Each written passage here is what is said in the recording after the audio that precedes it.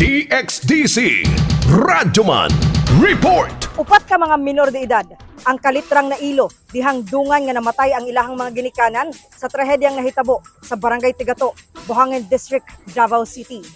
Kasuko ang gibati karon sa 14 anyos nga kinamaguwangang anak ngadto sa ilang amahan kinsa gitudlong responsable sa kamatayon sa ilahang inahan. Pagkabalo nimo sa nahitabo sa mga ginikanan sa mga gibati. Kasuko. Wala ka ginadapatan sa mong papa. Ginadapatan. O permente? Usahay. Naon sa mga kasi mong papa dahil. Ang nasumbag. Pero anong ginadapatan daw kanya kuya? Umot lang. Mukalit lang? Yung mga manghod, wala niya ginaon sa? Ginadapatan. Gipasalig ni ini ngadto sa iyahang nipanaw nga mama nga dili ni ini pasagdan ang iyahang mga manghod nga nag-edad pa og 12, 10 ug 6 anyos.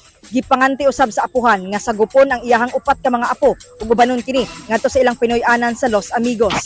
Pagkaman sa mga kuwan, humanig lubong 40. Ang mga bata, ako na dahon dito. Hindi ako sa ibigan. Hindi ka wala mga ginikanan, ma'am. Kasi buka ibigan ng mga bata. Hindi kayo. Yan namin yung mga apuhan. Ako yung ginawag dito. Sa interview sa DXDC Armen Davao kang Police Major Gillian Rose Berondo, hepe sa Women and Children Protection Desk kung WCPD, aduna kini lawom nga epekto ang grabe nga kasensitibo nga kaso ngadto sa mga bata. Busa kinahanglan kini hinanaling nga aksyon.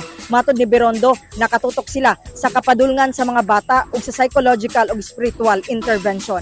Kung makita nga abusive ang inyong pamilya, inyong imong mama ug papa, so ang mga bata magkaroon siya og psychological effect, no? So dapat na adyo intervention, counseling sa ilaha nga pagabuhaton para mahimo silang normal. Kasama mo sa balita ug serbisyo publiko, reaching millions nationwide and worldwide for more than 70 years. Radyoman Aimee Genita, Tatak RMN. Tatak RMN.